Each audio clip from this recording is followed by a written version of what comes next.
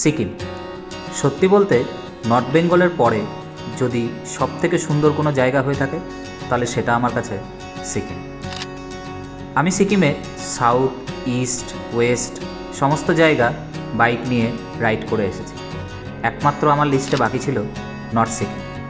North সিকিমটা আমরা এবার আর বাইকে প্ল্যান করিনি। একদম 6 জন অপরিচিত মানুষ আর একদম অর্ডিনারিভাবে আমাদের জার্নিটা শুরু হয়েছিল। ফার্স্টে ট্রেন, দেন বাস, দেন গাড়ি করেই আমরা নর্থ সিকিমের সমস্ত জায়গা ভিজিট করেছিলাম।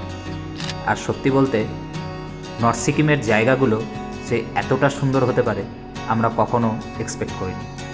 দূরে স্নো ক্যাপ মাউন্টেন্স এবং তার সামনে বাদামি রঙের পাহাড় দেখে মনে হচ্ছিল যেন আমরা সিকিম থেকে লাদাখের দিকে এগিয়ে যাচ্ছি। কারণ লাদাখেই একমাত্র এই ধরনের ব্রাউন পাহাড়গুলো দেখা যায় আর মাঝখান দিয়ে রাস্তা, আর তার মাঝেই এগিয়ে চলেছে আমাদের গাড়ি। এইবারের জার্নিটা সত্যি বলতে অতটা কমফোর্টেবল না হলেও এবারকার যে ভিউ সেটা প্রত্যেক জায়গা থেকে একদমই অন্যরকম ছিল, একদমই এক্সপেকটেশনের বাইরে। তো চলো এইবারের জার্নির গল্পটা তোমাদের সাথে শেয়ার করে ফেলি।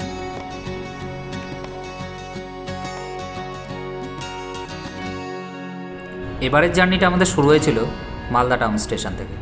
ভোর 3:30টায় কাঞ্চনকন্যা এক্সপ্রেস ছিল মালদা টাউন স্টেশন থেকে।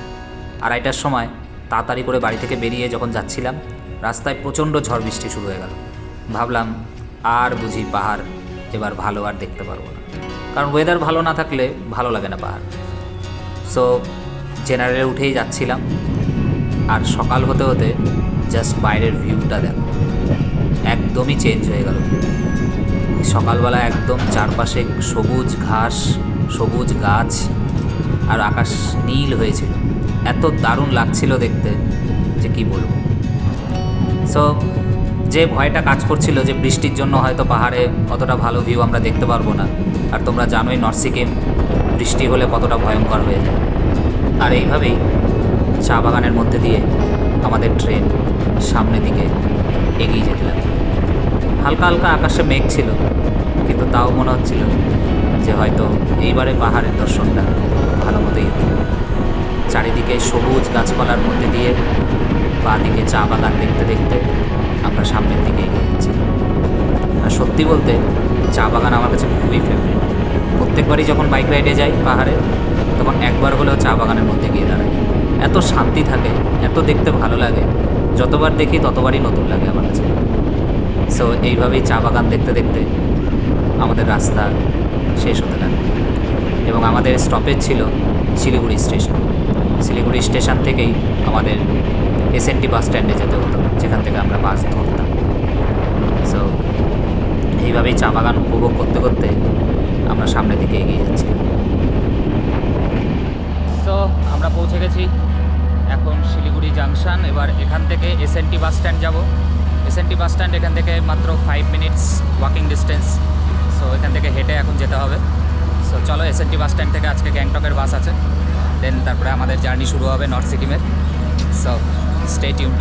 দেখতে পাচ্ছ এটা হচ্ছে এসএনটি বাস স্ট্যান্ড। তো এখান থেকে তোমরা গ্যাংটক, পেলিং এই সমস্ত সিকিমে যাওয়ার বাসগুলো পেয়ে যাবা। তো এখানে টিকিট বুকিংয়ের কাউন্টারও আছে ভেতরে, এবং এছাড়া তোমরা রেড বাস বা মেক মাই ট্রিপ থেকেও তোমাদের সমস্ত বুকিং করতে পারো। সো এটা হচ্ছে আজকে আমাদের গ্যাংটক যাওয়ার বাস।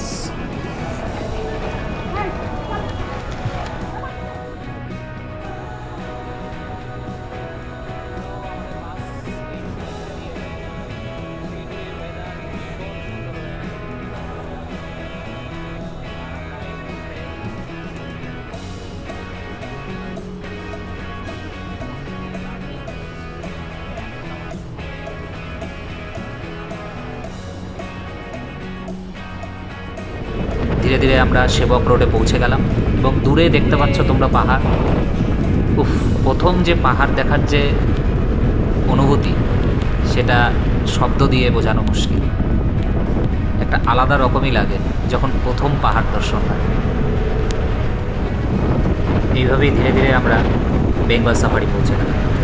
আর বেঙ্গল সাফারি এত সুন্দর লাগে দেখতে, আর বর্ষাকালে আরও সুন্দর হয়ে ওঠে। তার কারণ বর্ষাকালে এই গাছগুলো বৃষ্টির জন্য একদম ক্লিন হয়ে থাকে এবং আরও সবুজ লাগে। সো বেঙ্গল সাফারি প্রত্যেকবারই যাই এবং প্রত্যেকবারই আমার দারুণ লাগে বেঙ্গল সাফারি। বিকজ ফরেস্টের একটা অন্যরকম সৌন্দর্য আছে এবং পাহাড়ের একটা অন্যরকম সৌন্দর্য আছে।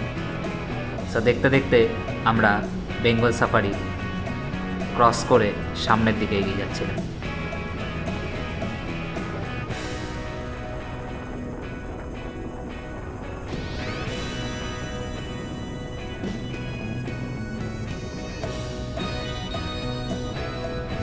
বেঙ্গল সাফারি ক্রস করলেই সামনে পাহাড় আরও আমাদের কাছে চলে আসতে থাকে এবং ডান পাশে তিস্তা নদীকে রেখে আমরা পাহাড়ের কাছে আরও এগিয়ে যেতে থাকি।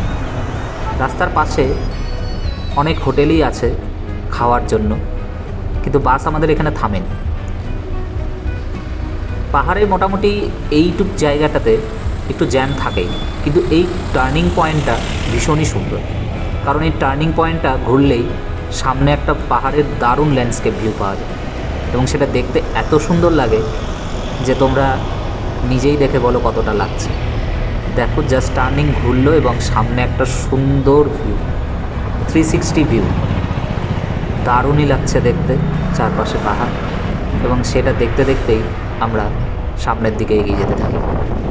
আর বর্ষার টাইমে তিস্তা নদীর সৌন্দর্য বলে বোঝানোর না।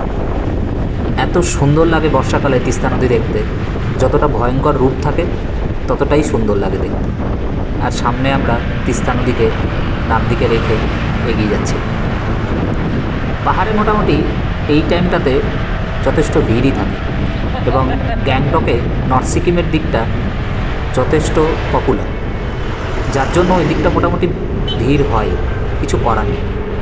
আর ট্যুরিস্ট ভেহিকেলগুলো দেখো কন্টিনিউ চলে যাচ্ছে, আর আকাশ ধীরে ধীরে মেঘ সরে নীল হয়ে আসছে এবং সূর্য মামার দেখা পাওয়া যাচ্ছে। এবং এটা দেখে এত ভালো লাগছিল, তার কারণ পাহাড় আমার কোনো দিনই, জানি না কেন, আমার বর্ষায় কোনো দিন পাহাড় পছন্দ হয়নি। আমার কাছে পাহাড় ভালো লাগে যখন পাহাড় ক্লিন থাকে, একদম চকচক লাগে। চকচকে যখন থাকে, সূর্য যখন উঠে পাহাড়ে, সেই যে ক্লিয়ারিটি সেটা আর কিছুতে পাওয়া যায়। আর দেখতে দেখতে আমরা পৌঁছে গেলাম সেবক করোনেশন ব্রিজ। সেবক করোনেশন ব্রিজ নিয়ে আর দ্বিতীয় বলার কিছু নেই, তার কারণ এটার যে সৌন্দর্য, এরকম দ্বিতীয় আর কোনো ব্রিজ আমার মনে হয় না আমাদের ওয়েস্ট বেঙ্গলে কোথাও আছে। এত সুন্দর ব্রিজ, দূর থেকে এত দারুণ লাগে তিস্তা নদীর ওপর দিয়ে, আলাদাই আলাদা, বলে বোঝানো সম্ভব। জাস্ট এটার বিউটিটা দেখতেই ভালো লাগে। সেবক ব্রিজ ক্রস করে তিস্তা নদীকে পাশে রেখে আমরা পৌঁছে গেলাম কালীঝোড়া ড্যাম। দূর থেকে এই ড্যাম দেখতে এত সুন্দর লাগে যে কী বলব। দূরে পাহাড়, একদম ক্লিন সবুজ পাহাড়, আর তার ওপরে নীল আকাশ, আকাশে সূর্য, এবং পাশে তিস্তা নদী, আর সামনে কালীঝোড়া ড্যাম। এক অপরূপ সৌন্দর্য নিয়ে আসছে, যেটা হয়তো কথা দিয়ে বলে বোঝানো সম্ভব না।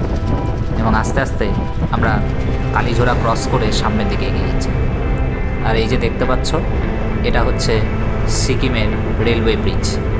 হ্যাঁ, তোমরা ঠিকই শুনছো, সিকিমে নতুন করে রেলওয়ে ব্রিজ তৈরি হচ্ছে এবং এটা অনেক দিন ধরেই হচ্ছে। আশা করি খুব তাড়াতাড়ি পূরণও হয়ে যাবে এবং তারপরে সিকিমে ট্রেনের মাধ্যমেও লোক আসতে পারবে। এইভাবে আস্তে আস্তে আমরা NH10 উপর দিয়ে ডান দিকে তিস্তা নদীকে রেখে সামনে এগিয়ে যাচ্ছি। আর যত এগোচ্ছিলাম মনে হচ্ছিল তিস্তা নদী রাস্তার উপরে উঠে আসবে, এত কাছ দিয়ে তিস্তা নদী বইছিল যে কী বলবো। আর এই ব্রিজগুলো এত দারুণ লাগে রাস্তার মাঝে, মানে পাহাড়ে যে কোনো জিনিসই, জানি না কেন, কোনো ল্যান্ডস্লাইড হলেও সেটা হয়তো দূর থেকে দেখতে সুন্দর লাগে। সো দেখো এই জায়গাটা কি অসাধারণ লাগছে। সামনে তিস্তা নদী এঁকে বেঁকে পাহাড়ের মাঝখান দিয়ে বেরিয়ে এসেছে, আর তার পাশ দিয়ে আমরা এগিয়ে যাচ্ছি। এই সমস্ত জায়গায় এলে মনে হয় যে আমরা প্রকৃতির কাছে সত্যিই কতটা তুচ্ছ। NH10 ধরে আমরা যত সামনের দিকে এগোচ্ছিলাম তত মনে হচ্ছিল তিস্তা নদী এবং রাস্তা একদম সমান সমান হয়ে যাবে মনে হয়। দূর থেকে পাহাড়ের কোল থেকে তিস্তা নদী বয়ে আসছে, এত অপরূপ লাগছে দেখতে যে বলে বোঝানো সম্ভব। আর যত সামনের দিকে এগোচ্ছিলাম আকাশ নীল হয়েছিল এবং সাদা সাদা মেঘ জমেছিল আকাশে। নিচে তিস্তা নদীর চরে কত বাচ্চারা ক্রিকেট খেলছিল, এত দারুণ লাগছিল দেখতে সেটা, যে সত্যি ক্রিকেট যেখানে ইচ্ছে সেখানে খেলা। তারপর আস্তে আস্তে আমরা সামনের দিকে এগিয়ে যাচ্ছি এবং যত এগোচ্ছিলাম আমরা দেখতে পাচ্ছিলাম রাস্তার সাইডে সাইডে তিস্তা নদীর জলে প্রচুর এরকম ল্যান্ডস্লাইড হয়েছে এবং সত্যিই এটা ভয়ঙ্কর। বর্ষার টাইমে তিস্তা নদী যে কতটা ভয়ঙ্কর হয়ে ওঠে সেটা হয়তো হরপা বাঁধ থেকেই আমরা জানতে পেরেছি। সো বর্ষাকালে পাহাড়ে এলে সত্যিই একটু রিস্কি ব্যাপার হয়, যে কোনো সময় যে কোনোভাবে ল্যান্ডস্লাইড হতে পারে এবং সেটার কোনো ভরসা নেই কখন হবে। এই কথা ভাবতে ভাবতেই আমরা সামনের দিকে এগিয়ে যাচ্ছিলাম এবং যত এগোচ্ছিলাম তিস্তা নদীকে দেখে মন যেন আর ভরছিল না। আর এত সুন্দর একটা দিন, এত সানি ওয়েদার, চারপাশে রৌদ্রের আলে আরও যেন চারপাশটা চকচক করে উঠছিল।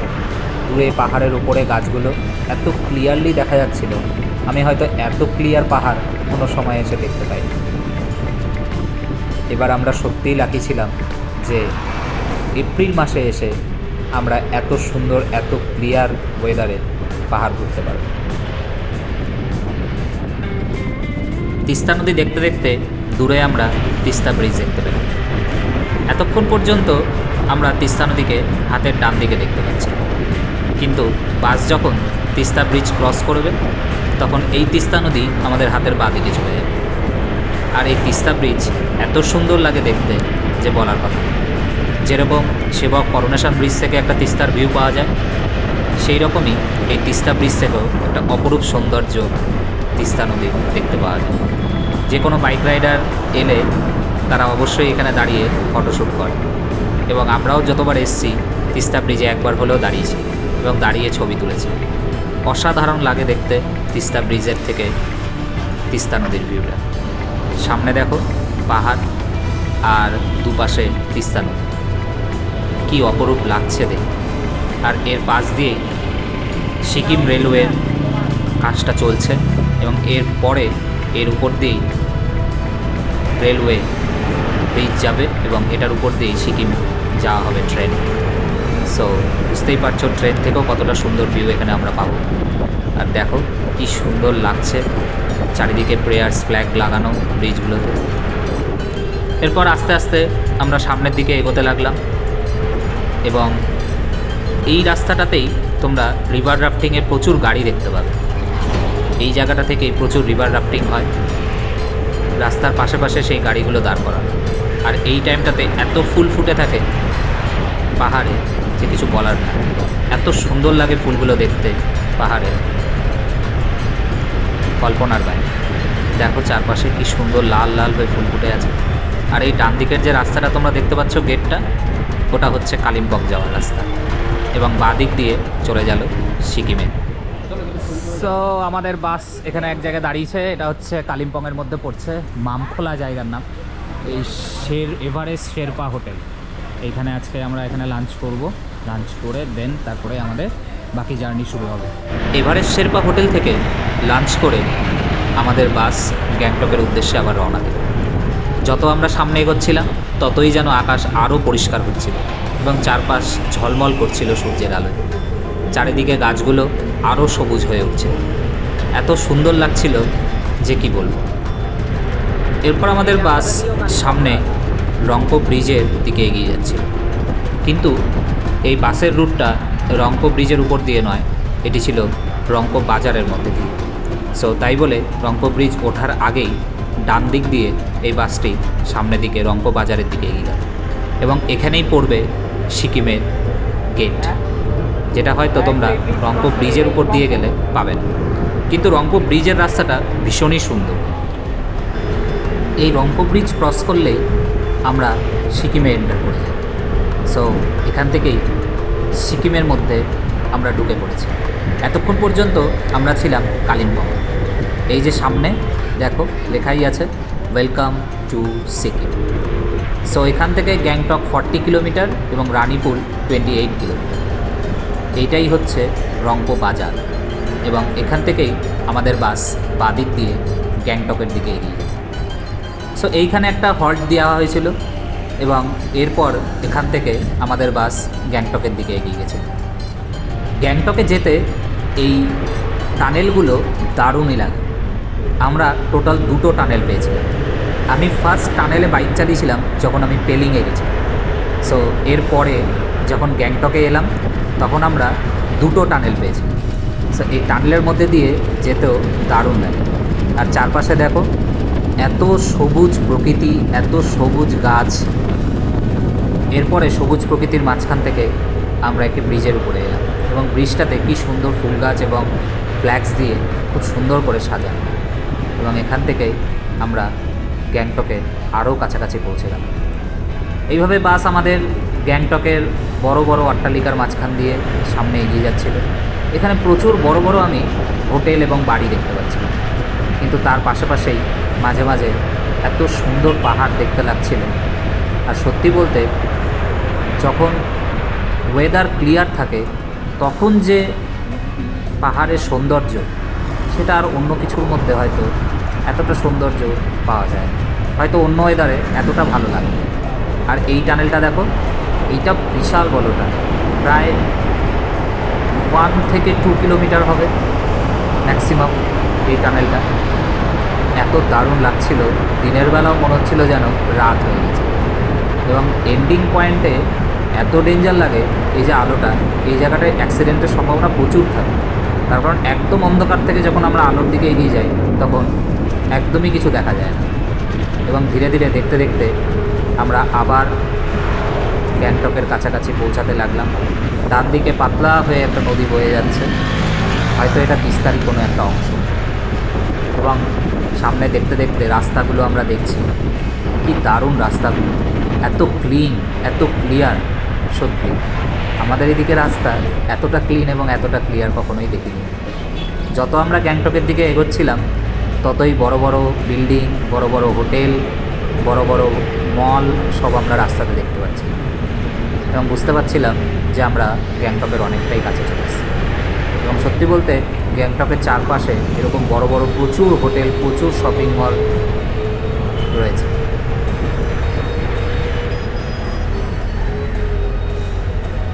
আর এইভাবেই দেখতে দেখতে আমরা পৌঁছে গেলাম গ্যাংটক। সামনে গ্যাংটকের গেট, যেখানে লেখা রয়েছে ওয়েলকাম টু গ্যাংটক। সত্যি গ্যাংটক যে এত সুন্দর একটা শহর, প্রত্যেক রাস্তার উপর দিয়ে সুন্দর ফুটব্রিজ, এত ক্লিন জায়গা সত্যিই আমাদের এদিকে নেই। আর দূরে পাহাড়ের গায়ে গায়ে ছোট ছোট বাড়িঘরগুলো দেখা যাচ্ছিল, লাল, নীল, হলুদ, সবুজ, এত দারুণ লাগছিল। আর রাস্তার পাশ দিয়ে দেখো কি সুন্দর হাঁটার ফুটপাত করে দেওয়া, দারুণই লাগছিল দেখতে। আমরা যত গ্যাংটকের দিকে এগিয়ে যাচ্ছিলাম ততই আমরা ঘরবাড়িগুলো দেখে অবাক হচ্ছিলাম যে এই পাহাড়ের গায়ে গায়ে কী করে এত বড় বড় বাড়ি, এত বড় বড় বিল্ডিং তৈরি হয়েছে, এত ক্লিন কিভাবে এরা এই জায়গাগুলো রেখেছে, সেটাই আমি অবাক হয়ে যাই। আমাদের দিকে তো এতটা ক্লিন কখনো ছিলই না। আর রাস্তার পাশ দিয়ে এই ফুটপাথগুলো এত সুন্দর লাগছিল, কত লোক হেঁটে যাচ্ছিল, কেউ রাস্তার উপরে হাঁটছিল না, সবাই ওই ফুটব্রিজ, ফুটপাথ দিয়েই হেঁটে হেঁটে এগিয়ে যাচ্ছিল। ভালো লাগছিল সত্যি, এত ক্লিন জায়গায়, এত সুন্দর একটা জায়গায় আমরা আসতে পারলাম। সামনের দিকে রৌদ্র একদম ঝলমল করছে আর আমরা আমাদের এসএনটি বাস স্ট্যান্ড যেখানে গ্যাংটকে, সেইখানে এগিয়ে যাচ্ছিল। আর এই যে দেখতে পাচ্ছ গুরুদুয়ারা, কি দারুণ লাগছিল। সো আমরা পৌঁছে গেছি এসএনটি বাস স্ট্যান্ডে। এই যে দাদারা, high high high high high high high, এই যে একটা দাদা এদিকে তাড়াতাড়ি করে এগিয়ে যাচ্ছে, ট্রলি নিয়ে এসছে বলে। তো আমরা এসএনটি বাস স্ট্যান্ডে পৌঁছে গেছি। এবার এখান থেকে আমাদের হোটেল মাধবীতে বুকিং করা আছে। সো এখান থেকে একটা ক্যাব ভাড়া করব, দেন দিয়ে এখান থেকে যাব হোটেল মাধবীতে। সো দেখা হচ্ছে হোটেলে গিয়ে, টাটা। তো আমরা পৌঁছে গেছি আমাদের হোটেলে, হোটেল মাধবী। এইটা হচ্ছে আমাদের রুম। এই রুমটাতে এটা একটা ট্রিপল বেড সেট আপ আছে, এখানে 3 জন ঘুমাতে পারবে। আরেকটা রুম নিয়েছি, ওটাতেও 3 জন ঘুমাতে পারবে। আর এইখান থেকে জাস্ট মাউন্টেন ভিউটা দেখো, দারুণ দারুণ ভিউ, অসাম ভিউ, অসাধারণ মনোরম পরিবেশ। রজতদা বলছে অসাধারণ মনোরম পরিবেশ, আর এদিকে অভিজিৎ দা আমাদের পোস্ট দিচ্ছে সুন্দর করে, আছে আর দারুণ ভিউ বাইরে। এই যে দেখো, আর এইখানে একটা সুন্দর একটা টিভি আছে যেটা ফালতু, কোনো কাজের না। আর এই হচ্ছে আমাদের রুম ট্যুর। এইখানে একটা ওয়াশরুম আছে, ওয়াশরুমে বেসিন, উপরে গিজার, সব কিছুই রয়েছে। এই রুমগুলো আমাদের 1700 টাকা পার ডে পড়েছে, এর থেকে কমে আমরা পাচ্ছিলাম না, আমরা বাজেট রুমই চাইছিলাম। তো দেখা যাক, মোটামুটি এই রুমটাতে ভিউ রুম, বাট ওই পাশের যে রুমটা আছে ওটা ভিউ রুম না, ওটা নর্মাল রুম জাস্ট। সো চলো তাহলে তাড়াতাড়ি ফ্রেশ হয়ে নিই, দেন তারপরে একটু রেস্ট টেস্ট করে তারপরে আমরা এমজি মার্গে যাব। তো চলো ফ্রেশ হয়ে আবার দেখা হবে। সন্ধ্যাবেলা আমাদের প্ল্যান ছিল যে এমজি মার্গে ঘুরতে যাব, কিন্তু বিকেল হতেই চারিদিকে মেঘ করে বৃষ্টি শুরু হয়ে গেল, এবং যে সেই বৃষ্টি নয়, বৃষ্টি হচ্ছে তো হচ্ছে, সেই বৃষ্টি আর ছাড়ে না। আমরা ভাবলাম আজ হয়তো আর এমজি মার্গ ঘুরতে যাওয়া হবে। চারিদিকে কালো মেঘ এবং বৃষ্টি, চারদিক অন্ধকার হয়ে গেছে। সারাদিন আসার সময় আমরা এত সুন্দর ওয়েদার পেলাম, কিন্তু এখানে এসেই মনটা সত্যিই খারাপ হয়ে গেল যে এরপর হয়তো আর ভালো ওয়েদার আমরা পাবো না। কিন্তু ওই যে বললাম, কপালে যেটা থাকবে। ধীরে ধীরে মেঘ কেটে গেল এবং বৃষ্টিও থেমে গেল। আমরা সন্ধেবেলা গ্যাংটকের এমজি মার্গের উদ্দেশ্যে চললাম। আমাদের হোটেল মাধবি থেকে গ্যাংটক এমজি মার্গের ডিস্টেন্স ছিল প্রায় 30 মিনিটসের মতো। সো আমরা সন্ধেবেলা বেরিয়ে পড়লাম সবাই মিলে। দূরে পাহাড়ে দেখা যাচ্ছিল ছোট ছোট সুন্দর সুন্দর বাড়ি, যেগুলোতে আলো জ্বলছিল এবং দেখতে দারুণই লাগছিল সন্ধেবেলা। এবং দূরে আমরা দেখতে পাচ্ছিলাম একটা স্টেডিয়াম, এটা আই থিঙ্ক গ্যাংটকেরই কোনো একটা ফুটবল স্টেডিয়াম। সবাই দাঁড়িয়ে এখানে পিকচার ক্লিক করছিল। ধীরে ধীরে আমরা এমজি মার্গে পৌঁছে গেলাম। আর দেখো জাস্ট ভিড়, এখানে বেশিরভাগই আমার মনে হয় বাঙালিতেই ভর্তি, কারণ বাঙালিরা একটু ভ্রমণ পিপাসু হয়, তারা ঘুরতে খুব ভালোবাসে। এখানে বেশিরভাগই আমি বাঙালিকেই দেখতে পেয়েছি। আর জায়গাটা দেখো জাস্ট, চারপাশে রেস্টুরেন্ট, মল, শপ, কিচ্ছু বাকি নেই যে এখানে নেই, সব কিছু আছে। সবাই এখানে বসে ছবি তুলছে, কেউ ঘুরছে, কেউ শপিং করছে।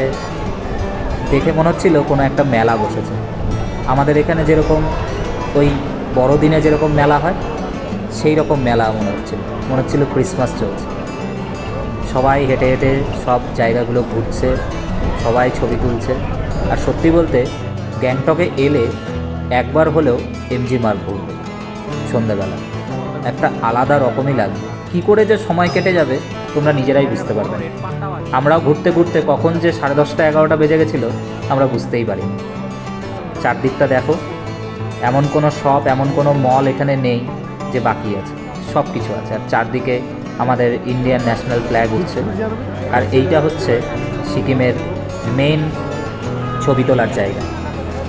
এইটা হচ্ছে রেড পান্ডার একটা স্ট্যাচু, সামনে ছিল মহাত্মা গান্ধীর স্ট্যাচু, আর পেছনের দিকে আছে এই রেড পান্ডার স্ট্যাচু। এখানে সবাই দাঁড়িয়ে ছবি তুলে, আমরাও 2-4টা ছবি তুলে নিয়েছিলাম। আর দেখতে কি দারুণ লাগছে। এরপর আমরা একটি রেস্টুরেন্টে গেলাম, একটি টিবেটান রেস্টুরেন্ট। ভাবলাম আজকে একটু টিবেটান ফুড ট্রাই করা। আর রেস্টুরেন্টটা এত সুন্দর করে সাজানো, জাস্ট অসাম লাগছিল দেখতে চারপাশে। আর এই আমরা নিয়েছি থুকপা। তো থুকপা খাওয়ার এক্সপিরিয়েন্স মোটেও অতটা ভালো ছিল না। অ্যাকচুয়ালি আমরা ওয়েস্ট বেঙ্গলে বা আমরা এখানে যেরকম থুকপা খেয়ে অভ্যস্ত, সেই রকম টেস্ট ছিল। অনেক কষ্ট করে খেয়েছি। এই যে দাদারা সবাই হাই হ্যালো করছে। তো এরপরে আমরা আরেকটু এমজি মার্গ ঘুরে নিলাম, বিকজ পরে আবার সময় পাবো কি পাবো না, বিকজ কালকেই আমাদের নর্থ সিকিম যাওয়ার কথা ছিল। দ্যাটস ওয়াই আর আমরা এমজি মার্গ হয়তো ঘুরতে পারতাম না।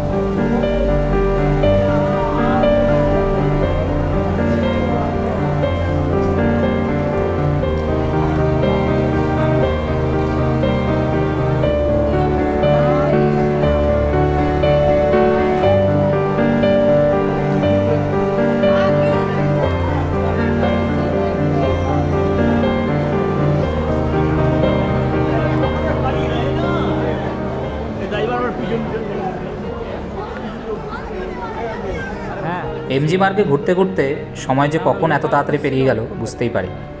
প্রায় রাত্রি 11টা বেজে গেছিল এবং এরপর আমরা ধীরে ধীরে হোটেলের দিকে এগিয়ে গেলাম। কজ কালকে আমাদের বাজরা ট্যাক্সি স্ট্যান্ড থেকে আমাদের গাড়ি ছাড়তো, সুতরাং আমাদেরকে টাইমে উঠে রেডি হয়ে বেরোনোর ব্যাপার ছিল। দ্যাটস ওয়াই আর লেট করলাম না। সো পরবর্তী পার্টে আবার বাকি গল্পটা হবে।